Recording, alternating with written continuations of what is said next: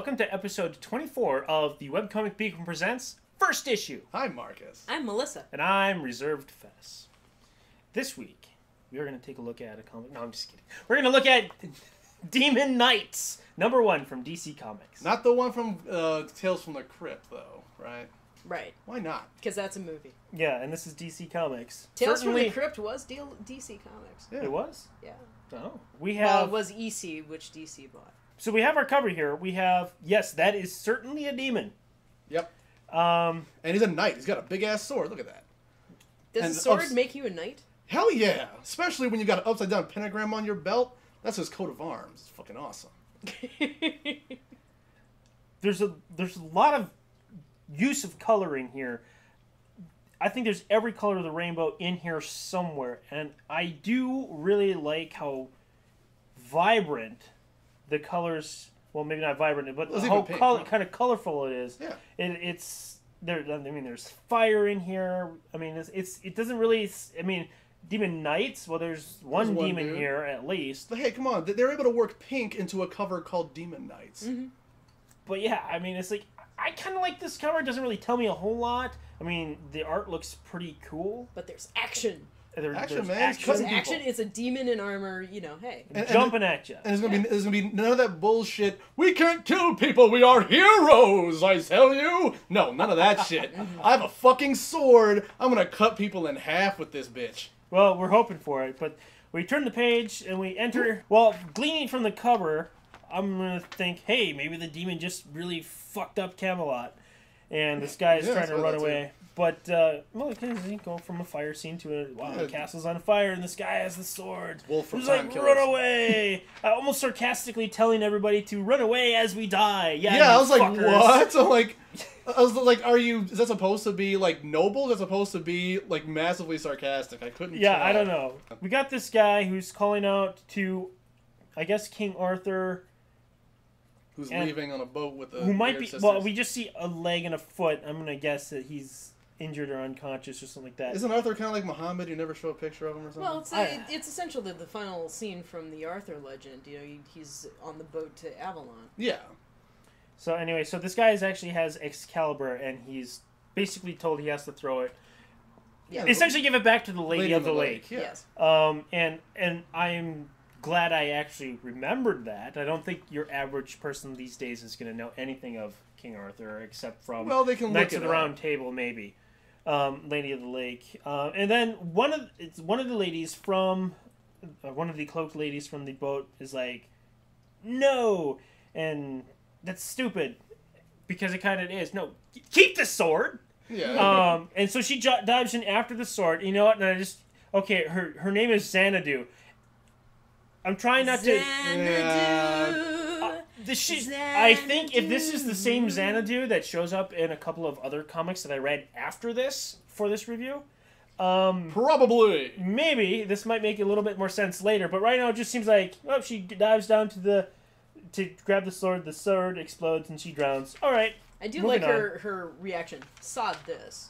Yeah. And then she leaps in. There are some very nice moments of comedy in this. Oh, comic. Yeah. Which kind of surprised me. I wasn't sure it was supposed to be, but it was great either way. Yeah. And I really love when they show like the scene with Merlin and this demon is basically, it's obviously that he's keeping it here so that he can have him fight for him or something like that. But the demon's all like sarcastic. It's like, yeah, I'll get right on that. I love being in prison. Let me out. Let me out. I'm going to invent the printing press and do lots of things. I feel such love for humans right now. You piece of shit, you. So to counter the demon's masterful sarcasm, basically he takes Merlin's like, hey you, hey page boy, get over here, get bam, over here. Demon in your soul. Yeah, like, neener. Like, what is wrong with you? I mean, Merlin tends to be kind of portrayed as a dick, like throughout most modern media for some reason, but this one is just hilarious. Yeah. Where it's just like, just straight up grabs some asshole off the street and throws a demon inside him. Yeah.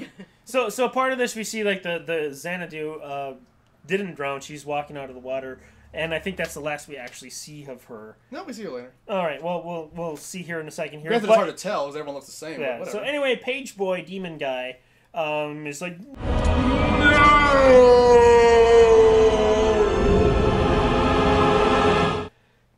And then we cut to our title page, where I was like, I instantly got bored. I was like, okay, this is going to be some sort of D&D adventure. It turned to Dinotopia all of a sudden, and I'm like, are these supposed to be... Are these the people we were following? Are these a brand new group of people? Are these the hordes that are killing people? Like, who destroyed that castle? Yeah, Because I wasn't really thinking of it in terms of the Arthurian legends. I was just like, okay, some of these guys seem to be Vikings, some seem to be Mongols. What the fuck? And then it turns into, look, guys, we're really dark and hideous. Yeah. We found a baby and killed it to get a prophecy. Well, like, this guy is like they're like basically give us your newborn and we won't destroy your village or whatever. So they use this newborn to basically, it's what is it? It's scrying. Yeah. Using it to scry. And turns this fucking creepy demon baby. And then after they get the information, after a while, it explodes because nothing says DC Comics like an exploding baby. Hell yeah! Come on, we're not trying to be so happy, lovey-dovey like we used to. You bought this comic expecting Super Friends. We're not gonna give you any goddamn Super Friends. We're better than that. We're so much more mature. Come on, killing babies, that's totally mature. Personally, I'm all for exploding babies. Only if they're used as bombs, but this is kind of worthless. Come on, you couldn't find an old witch. It's a demon. Moving on from an exploding baby. You couldn't call it an old witch. No more exploding babies. God damn it. There's gonna be 6 more in this book, you know that. Oh, okay. Anyway, we come across Page Boy. What is this guy's name? I forgot. Fucking I know. Jason Blood? Yeah. Jason Blood. It's an awesome name. He made that up. Anyway, I didn't. No, he is made his that name. up. He's like, no, I'm cool. My last name's Well, he's Blood. full of angst. Yeah, come on. Well, he is full of angst and demon. Got... Oh, I guess that is Xanadu still. Okay. Yeah, she's still there. Xanadu. Now she's Madam Xanadu, or is it Lady? Can't remember. Those names are really... Yeah. Madam Xanadu. Anyway, so we have... Can we put her on roller skates? So we she have... should be on roller skates. That would make this so much more interesting. We have Demon Blood and Xanadu. They're basically in a party, and I don't really know what their goal is, but they happen to across a town, and they're going to stop for a drink. And then we're introduced to, it looks... Vandal Savage. From what I know... It's Vandal Savage. From what I know about, like, D&D style comics, you know, it's set in, like, that sort of time period or that setting. It's like, okay, this is the party Barbarian. Party number 3. He's going to join the party. And then we turn into this chick in gold armor, which is absolutely... not conducive to fighting. But it's awesome if you want to get into fights. Because everyone is going to want to steal your fucking golden armor. And apparently an Amazon, which I was like, okay. Yeah, the Amazon's awesome. She's fucking cool. Yeah, I liked her right away. I'm going to read this book just for her. It's like, okay, so it's like there's this guy from... Oh, what video game is that? Assassin's Creed. Assassin's Creed comes in and wants to get something to drink, but he's like... We don't serve your kind around here. Yes. And they're like, you serve my kind, don't you? Like, oh, sure, why not? I'm 1,000,000 times more foreign than him where I'm from. Men are castrated and women are pleased. You, piece of shit, are going to serve all of us for free, or I'm going to break your legs and wrap them around your skull until your brain bursts out of your eye sockets. Then I will eat the eye-brain goo, and that will be my pastries for tonight. And I will hand them to your children and say, this is what your father was in his final days. And that's exactly a full quote. No, it's not. So we like basically got an introduction and an exchange between characters, which I'm going to say are likely going to be either joining a party or be significant characters for the future story. So I like it that it kind of I kind of know these people. I kind of want to know a little bit more about her. And then we a little bit later we have I guess some barbarians or people are coming in and they're gonna raid the village, starting with the inn. Happens and yep. Some more.